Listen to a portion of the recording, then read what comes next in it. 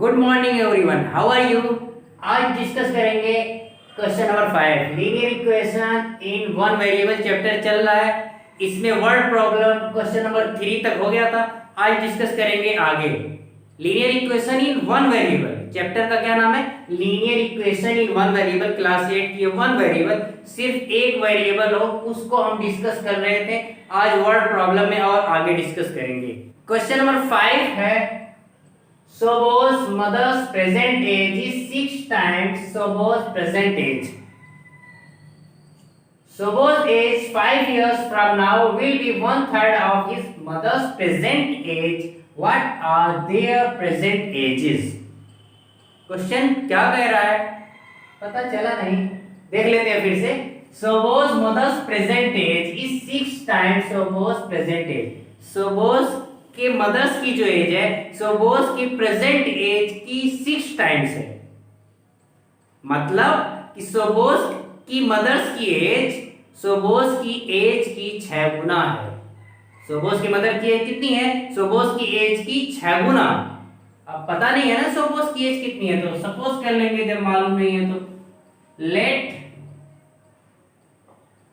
Suppose present age, suppose की present age हम suppose कर ले रहे हैं x, वैसे भी x मानते आए, कोई नई बात तो है नहीं। x सपोज कर लेते हैं तो उसकी मदर्स की एज कितनी है? 6 टाइम, 6 गुना। किसकी? सपोज की। तो suppose mother's age, suppose mother's age is equal to 6 time है ना, तो इसका मतलब 6 से मल्टीप्लाई कर देंगे, 6x हो जाएगा। उसके बाद से क्वेश्चन क्या कह रहा है? क्वेश्चन कह रहा है suppose age 5 years from now will be 1/3 of his mother's present age.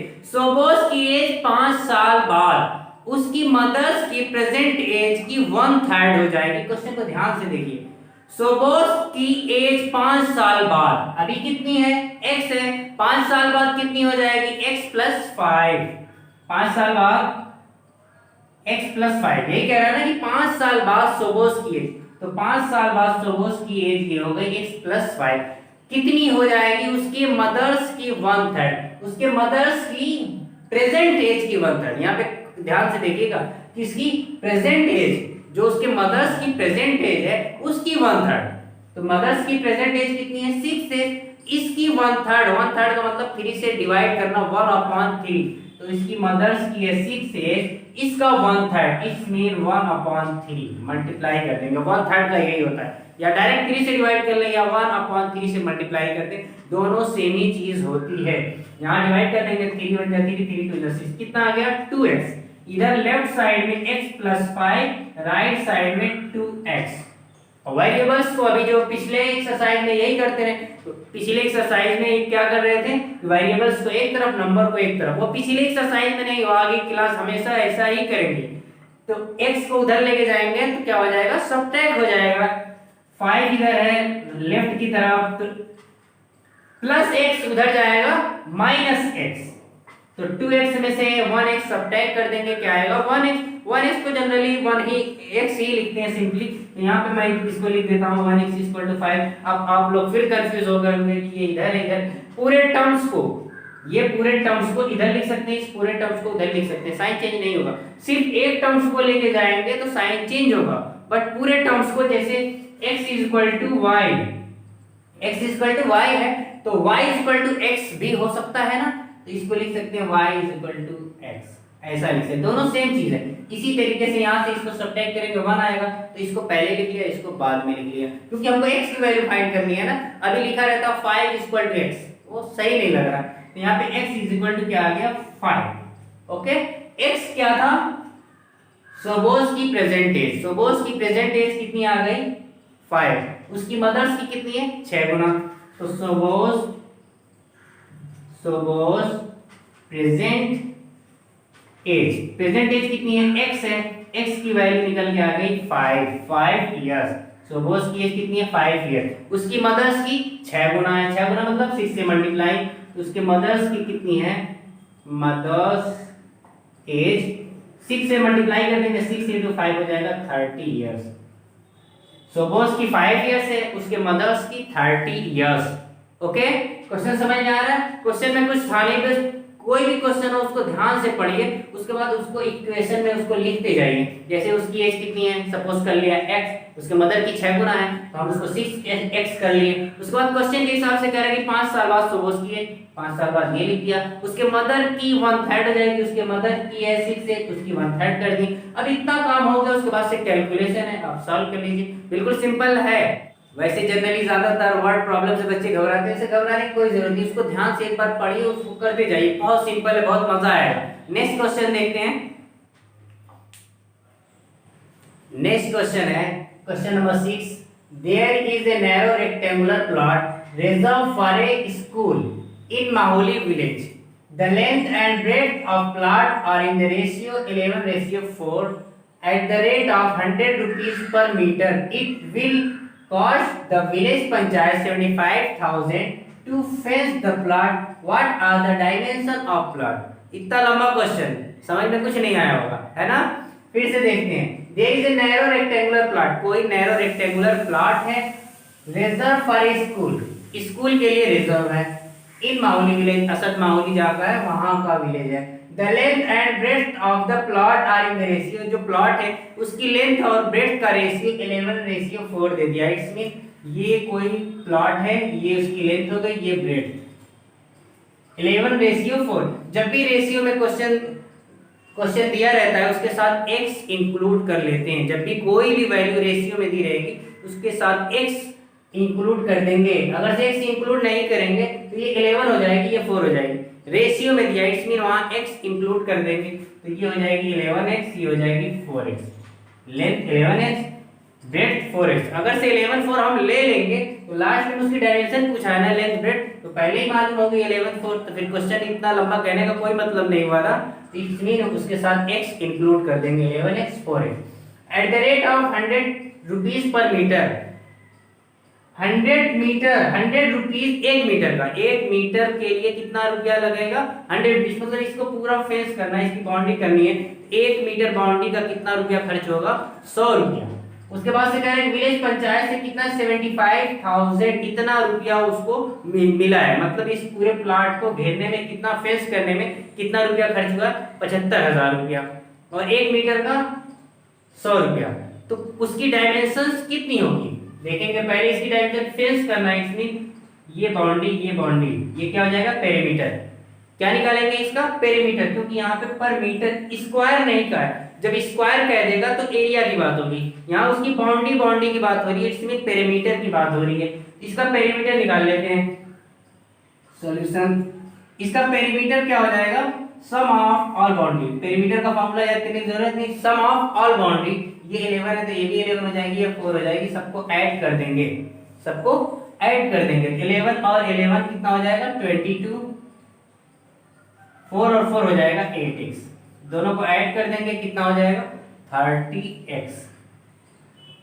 Formula वैसे होता है 2l + b, ये फॉर्मूला होता है, उसमें रखेंगे तो भी यही आएगा। उसके बाद से कह रहा है कि इतना पर मीटर, 1 मीटर में कितना रुपया? 100 रुपया।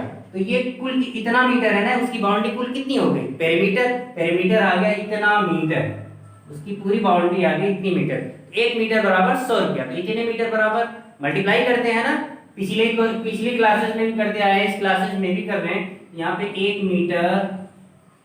मीटर का रेट कितना है? 100 रुपया। ये रुपये का सिंबल है। 1 मीटर बराबर 100 रुपया, 2 मीटर बराबर 200 रुपया। 2 से मल्टीप्लाई कर रहे हैं, इतने मीटर इक्वल टू कितना हो जाएगा? इतने से मल्टीप्लाई कर देंगे 30x, x लिखेंगे जरूर। 30x मीटर बराबर 100 × 30x, मल्टीप्लाई कर देंगे, कितना हो जाएगा? 30 और 100 3000x, 3000x। कितना रुपया? इतना रुपया। और ये टोटल अमाउंट कितना दिया है क्वेश्चन में? इतना। ये टोटल अमाउंट यहाँ से ये आ रहा है, ये किसके इक्वल है? इसके इक्वल है। ये दोनों को इक्वल कर देंगे, क्वेश्चन हो गया। 30,000x = 75,000।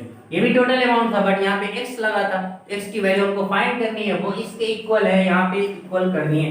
ये 3000 उधर जाएगा डिवाइड में, तो हो जाएगा 75,000 अपॉन 3000। 0 से 0 कैंसिल कर लेते हैं, क्या बचेगा 75 अपॉन 3, डिवाइड कर लेंगे 75 अपॉन 3 आ जाएगा 25। कितना मीटर? x आया ना, अभी 25 लेके चलते हैं सिर्फ। x की वैल्यू कितनी आ गई 25। लेंथ कितनी है 11x, लेंथ कितनी है 11x, और ब्रेड्थ कितनी है 4x। क्वेश्चन में लेंथ कितनी है 11x, x की वैल्यू कितनी मिल गई 25। तो 25 से इसमें क्या कर देंगे मल्टीप्लाई, 11 इंटू 25 मल्टीप्लाई कर देंगे। 25 1 जा 25, 5 2 कैरी हो जाएगा, 25 1 जा 25, 2 ऐड कर देंगे 27। इतना मीटर उसकी लेंथ आ गई। ब्रेड्थ निकाल लेते हैं, ब्रेड्थ कितनी है 4x। मैं यहाँ पे फिगर बना दिया, आप लोग सपोज कर भी सकते हैं कि length equal to 11x, breadth equal to 4x। तो यहाँ पे 4 इंटू ब्रेड्थ x की वैल्यू कितनी आ गई 25, यहाँ पे पुट कर देंगे 25 4 जा 100 मीटर। इट्स मीन लेंथ आ गई 275 मीटर और उसकी ब्रेड्थ आ गई 100 मीटर। क्वेश्चन में कुछ था नहीं था ना, तो पहले इसको ध्यान से पढ़िए, समझिए, उसको स्टेप वाइज करते जाइए। फिगर जहां फिगर बनाने की जरूरत पड़े वहां फिगर बना लीजिए, क्वेश्चन और भी सिंपल हो जाएगा। ठीक है, नेक्स्ट क्वेश्चन देखते हैं। नेक्स्ट क्वेश्चन है question number 8। Half of herd of deer are grazing in the field and 3/4 of the remaining are playing nearby, the rest 9 are drinking water from the pond, find the number of deer in the herd. Question क्या कह रहा है, कुछ नहीं पता चल रहा है क्या कह रहा है, फिर से देखते हैं। Half of herd of dear मतलब डियर का झुंड, झुंड का आधा। वैसे भी डियर झुंड में चलते हैं, शेर अकेले चलते हैं ना। तो half of a herd of deer, deer का झुंड का आधा, are grazing in the field, field में घास चर रहा है। कितना? झुंड का आधा। झुंड कितना है नहीं मालूम, जब नहीं मालूम तो उसको कुछ सपोज कर लेंगे ना। क्या सपोज कर लेंगे, let the number of dears, let the numbers of deer in heard, मतलब झुंड में जो डियर हैं कितने हैं x। अब कह रहा है कि इसका आधा, जो झुंड में जितने डियर्स हैं उसके आधे क्या कर रहे हैं घास चर रहे हैं। इट्स मीन x टोटल है, इसके हाफ कर देंगे। ये क्या कर रहे हैं ग्रेजिंग इन द फील्ड। इतने डियर क्या कर रहे हैं ग्रेजिंग कर रहे हैं। अब आधे निकल गए, कितने बचे आधे 100 है, आधे 50 निकल गए, अभी 50 बचे हैं ना। तो जो आधे बचे हैं क्या कह रहा है उसके बाद, and 3/4 of the remaining are playing nearby, जो बचे हैं उसका 3/4 मतलब 3/4 वो क्या कर रहे हैं प्लेइंग नियर बाय, आसपास कहीं खेल रहे हैं। किसका आधा, ये जो आधा बचा है इसका 3/4, अभी ये इतना निकल गया, इतना और बचा है, इसलिए ये जो हाफ है इसका 3/4 मतलब 3/4 से मल्टीप्लाई कर देंगे। ये क्या कर रहे हैं प्लेइंग नियर बाय, ये खेल रहे हैं। इसको सॉल्व कर लेते हैं, 3x/8 ये हो जाएगा 3x, 4 × 2 8। ये क्या कर रहे हैं प्लेइंग, ये इतने खेल रहे हैं, इसमें आधे घास चल रहे हैं, इतने खेल रहे हैं। अब जो बचे हैं the rest 9 are drinking water from the pond, वो किसी जो 9 बचे हैं वो किसी तालाब में पानी पी रहे हैं। Find the number of deer, total deer झुंड में कितने थे निकालना है हमको, फाइंड करना है। तो अब 9 बचे हैं, अब किसका यहाँ पे देखते हैं, ये इतना बचा था, टोटल है इतने। अब जो 9 बचे हैं कैसे पता करेंगे, ये हाफ है, इसमें से ये निकाल लेंगे, हाफ में से इसको निकाल देंगे तो रिमेनिंग डियर आ जाएगा ना। ये हाफ पहले निकल गया, ये ग्रेजिंग हो गया। अब जो हाफ बचा था उसके इतने क्या कर रहे हैं खेल रहे हैं, आधे में से इतना खेल रहे हैं, इसमें से इसको सब्ट्रैक्ट कर देंगे, क्या मिल जाएगा रिमेनिंग पार्ट बच जाएगा। या फिर हम क्या करेंगे x में से इन दोनों को ऐड करके सब्ट्रैक्ट कर देंगे, इन दोनों को ऐड करके x में से सब्ट्रैक्ट कर देंगे, क्या मिल जाएगा रिमेनिंग पार्ट बच जाएगा। जैसे हम सपोज कर लें ये है 50, टोटल कितना है 100, ये कितना हो जाएगा 100 का आधा 50, ये कुछ है मतलब सपोज कर लेते हैं 25, ये कितना है 25, तो ये 50 और 25 कितना हो जाएगा 75, 100 में से घटा देंगे 75, क्या बचेगा रिमेनिंग 25 बचाना। वैसे भी देख रहे हैं कि ये 50 है और ये 25, 50 में से 25 को सब्ट्रैक्ट कर देंगे 25 बचेगा, तो जो रिमेनिंग है उसको क्या कर रहे हैं, इसमें से इसको सब्ट्रैक्ट कर रहे हैं। कॉन्सेप्ट सिर्फ समझना है, कॉन्सेप्ट क्या कह रहा है कि इसमें से इसको सब्ट्रैक्ट करना है, बस उसी को समझाने के लिए इतना एग्जांपल देना पड़ रहा है। इसमें से इसको सब्ट्रैक्ट कर देंगे वो आ जाएगा रिमेनिंग, इसमें x/2 माइनस 3x/8, ये क्या है रिमेनिंग, और रिमेनिंग कितना है रेस्ट कितना है 9 डियर रेस्ट है, ये किसके इक्वल हो जाएगा 9 के। बस इसी को सॉल्व कर लेंगे क्वेश्चन हो जाएगा।